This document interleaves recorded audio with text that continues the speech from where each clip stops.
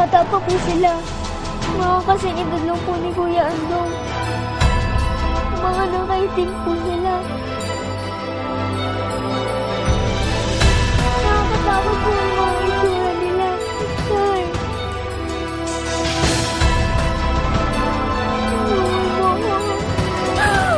Ano kasi po? Tay.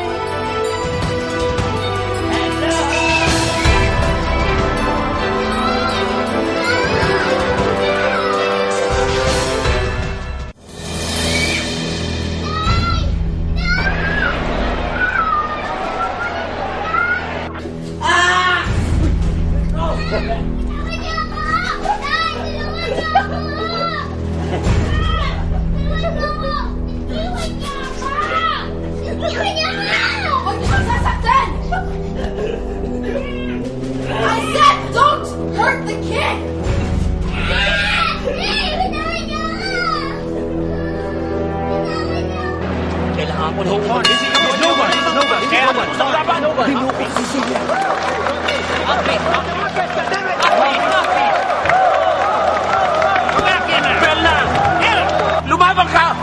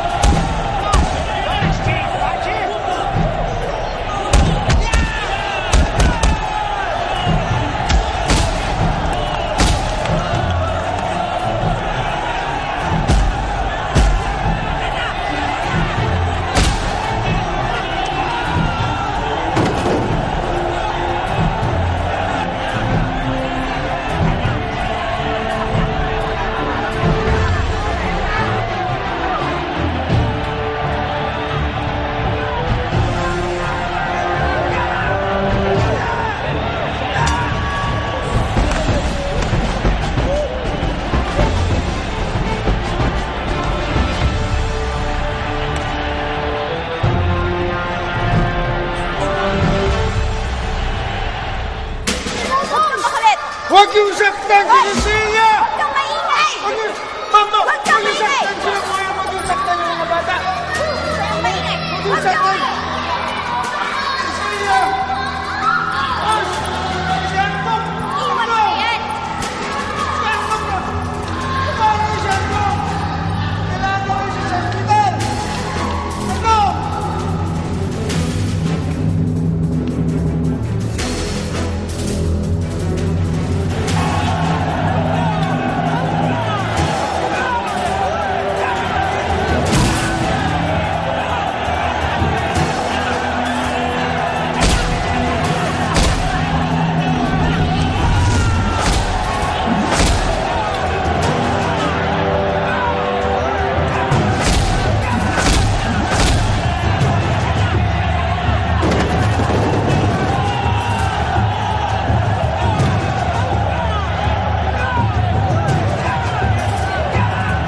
Hindi pa tapos!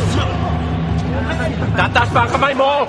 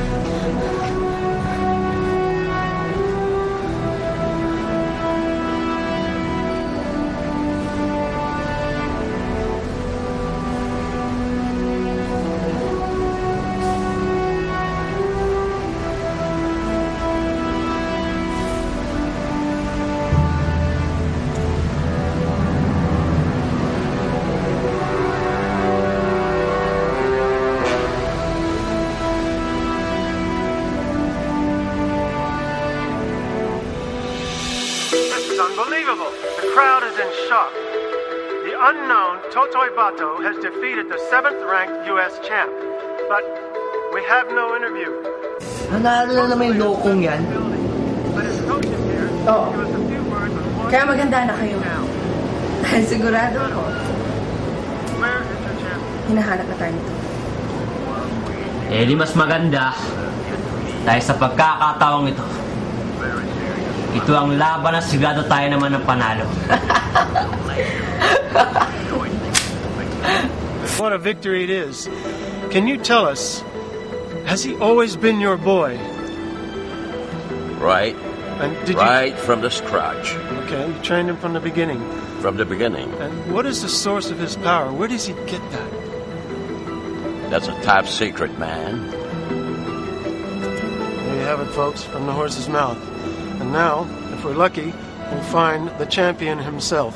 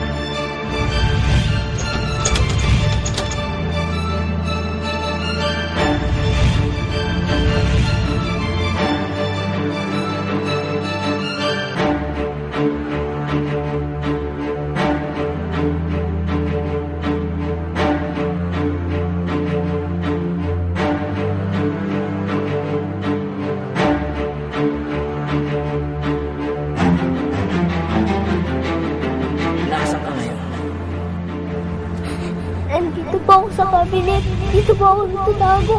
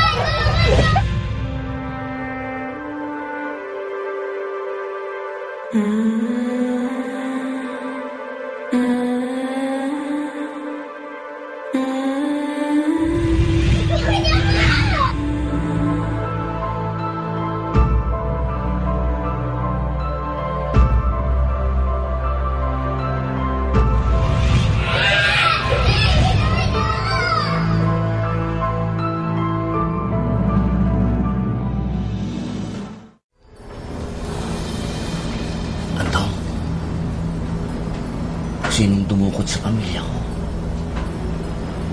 Kuya Totoy, hindi po ako sigurado pero namumukhaan ko po siya. Ang anak po ni Leon Hernandez. Si Heather Hernandez po. Pero hindi ko po alam kung saan nila dinala si Cecilia.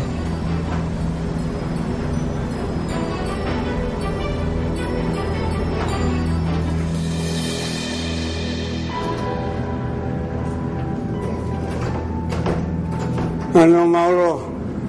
Hindi kaya mabuksan ang pinto? Wala, malabo. Mukhang kinandado tayo doon sa labas. Wais talaga yung mga yun. Ayaw talaga tayong patakasin. Lolo Mauro, sino po ba yung mga dumukot sa atin? Bakit po nila tayo dinukot?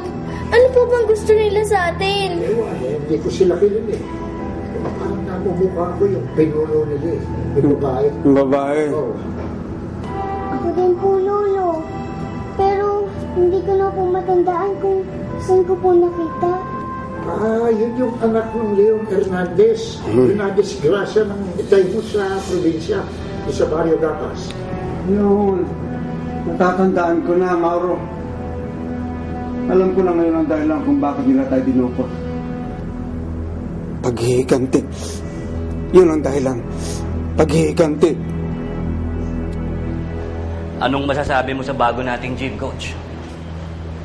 Maganda. Maluwag at modern ang mga gamit. Good. Dahil ngayong coach, gusto ko dito na kayo mag-i-ensayo ni Totoy. Dito muna siya train. Ibabalatong ba sa akin ang gym na yan? Huwag kang ambisyoso, Coach. Ano kayo, siniswerte? Pahiram lang ni Bosse niyan. Kumuha na rin na pala ako ng apartment dyan sa harapan. Mabuti na yung malapit. Manolo, susi.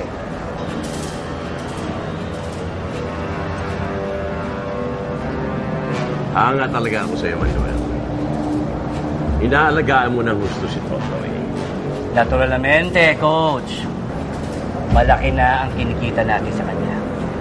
Dapat lang siguro. Ang inaalala ko lang, Manuel,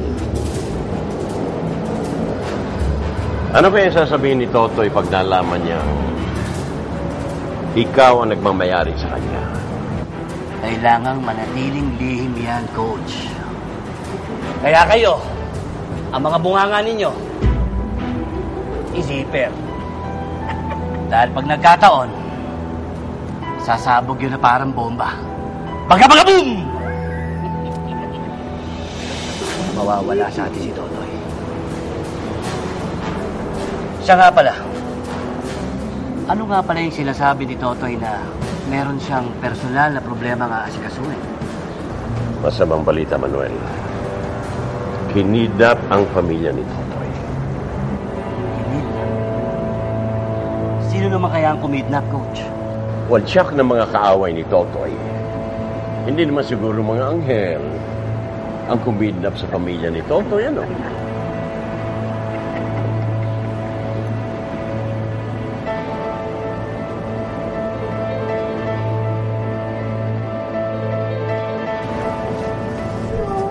Natatakot ako. Paano na po tayo ngayon? Oo nga po, Lolo Mauro. Nga po. Paano tayo makapalabas dito? Huwag kayong mag-alala. Huwag kayong mag-alala. Hindi tayo pababayaan ng Panginoon. Ililigtas tayo ni Totoy.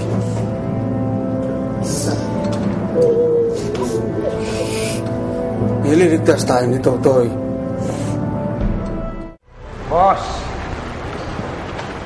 hindi kaya may kinalaman yung kapatid mo sa pagkawala ng pamilya ni Totoy? Imposible.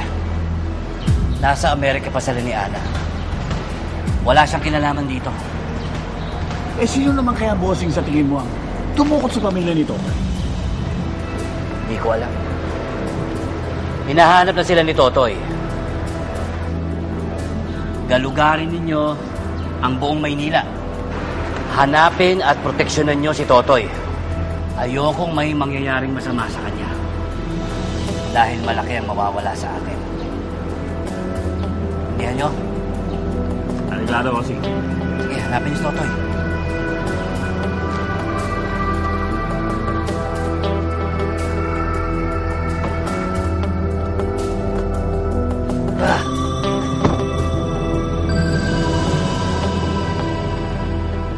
Mabuti na lang hindi ka naparuhan, Andong. Mabuti na lang hindi nataglas ka na. Mabuti nga, pinagbigyan pa ako ng Panginoon. Hindi, patay na ako. Pero si Totoy, hindi pa nagbabalik hanggang ngayon. May balita ka ba sa kanya? Pagkatapos po niya magpunta dito, pag alis po niya, hindi ko na po alam kung saan nagpunta. Huwag ko kayong mag-alala. Dahil siguradong hinahunting na ni Totoy ang mga dumukot sa pamilya niya.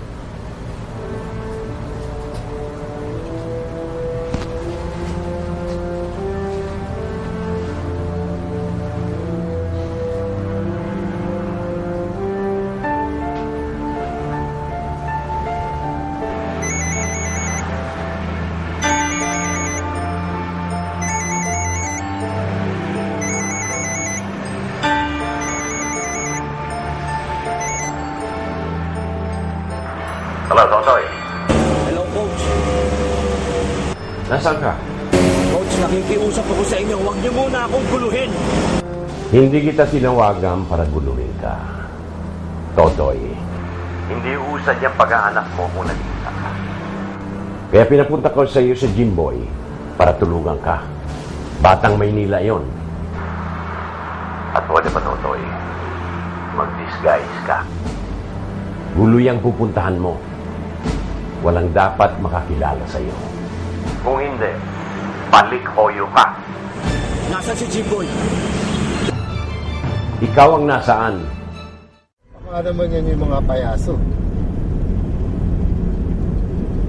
Kabataan raw. Babae at lalaki. Teka. Baka yan yung mga grupong uso ngayon sa Amerika na tinatawag na mga Gothic. Gothic? Oo. Nakakatakot yung mga batang yan. Mga hindi naniniwala sa Diyos yan.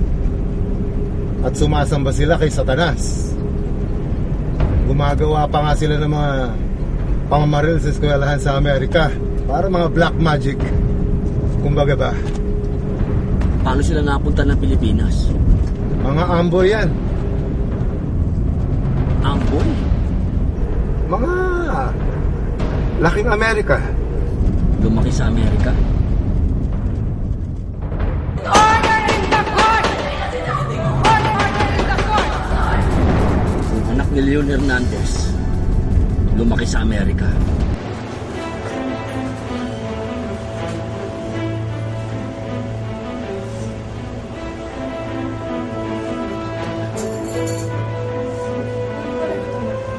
Kumain na kayo. Kain na! Buklat, ano ba? Ina, alam ko bakit mo ginagawa ito. Pero pwede mo makiusap. Baka pwedeng huwag nyo nang idamay ang mga bata. Pakuhalan nyo na sila. Kahit ako na lang matira. Hindi pwede. Dahil gusto kong maramdaman na matakot at maiyak si Totoy para sa mga buhay niyo. Kaya ng takot at iyak na naramdaman ko na makita ko ang bangkay ng ama ko. At para sa pamamagitan niyo, may paramdam ko kay Totoy ang ginawa niya sa akin. Tama si Anton. Leon Hernandez. Taga-probinsya namin. Saan natin makikita ang mga Gothic? Relax ka lang, Totoy. Ang mga Gothic, buhay na buhay pagka ganitong gabi na. Lalong-lalo na pag madaling araw. Hindi masama ang itay ko. Ang amo mo ang masama, mangangamgam siya, kaya siya pinatay ng itay ko. Tumigil ka! Uwi mo yung sinabi mo! Ayoko! Dahil talaga namang masama ang amo mo! Humihingi ako ng paumanhin. Humihingi ako ng paumanhin para sa apo ko. Huwag ka sana magalit sa kanya. Alam mo, bata ka pa. Maganda ka. Marami ka pang mabuting magagawa sa buhay para sa iyo at para sa ibang tao. Huwag niyo sanang sayangin sa paggawa ng masasama ang mga buhay ninyo. Tumahimik ka nun po! Huwag po kami pagsabihan. Baka gusto mo tumahimik ng permanente.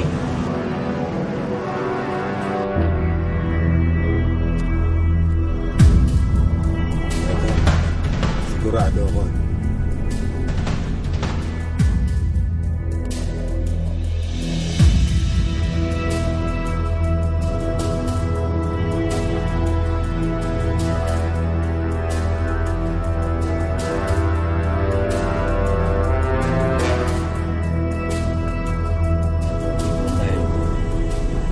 Eto, isang Gothic to.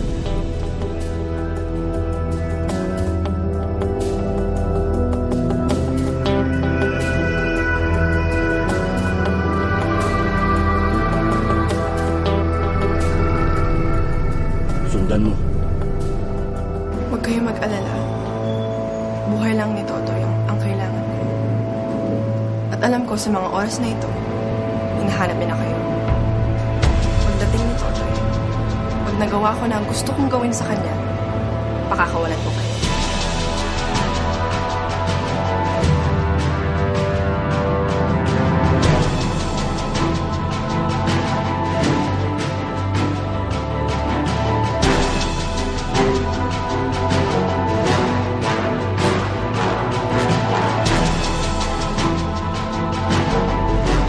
Masyadong bilitan, baka mahalata tayo.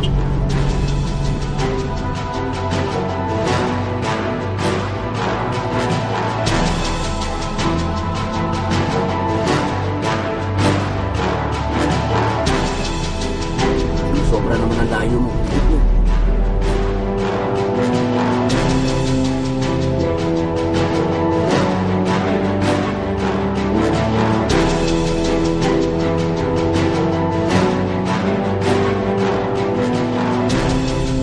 Saan napunta? Nawala. Ayun, ayun. Ikutan mo.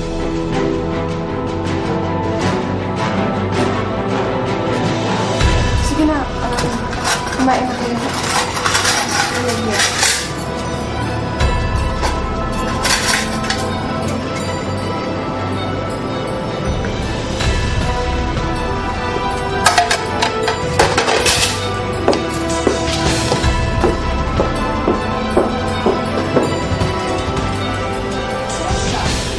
Si Totoy lang. Kami. Kayong lahat.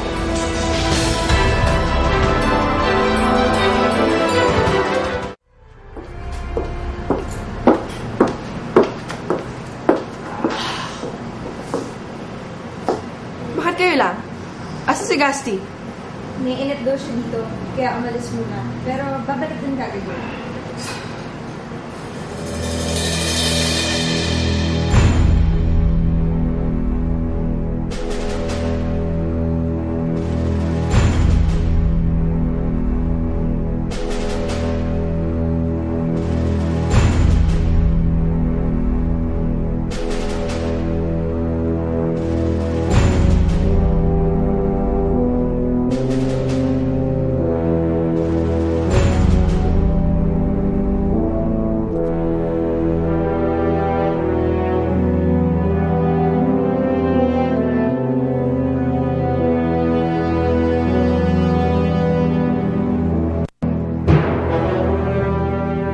Good morning, followers! I have a surprise for you!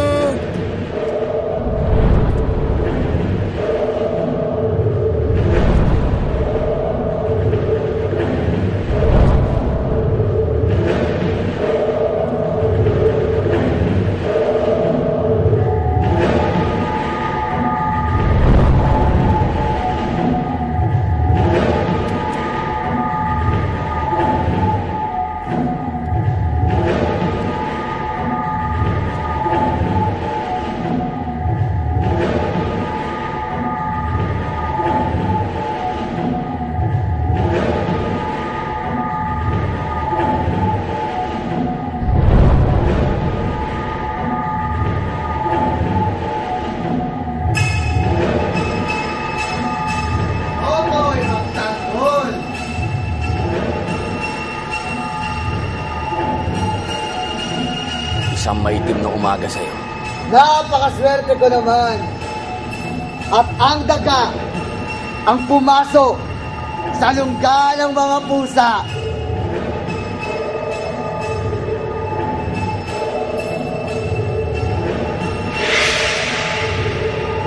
Alain mong mapapatay kita ngayong umaga nito?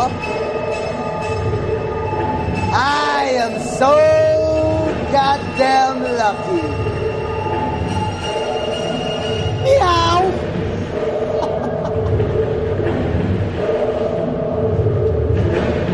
Isa lang ang masasabi ko. Pagkatapos ng umagang to, maniniwala lahat kayo sa Panginoon.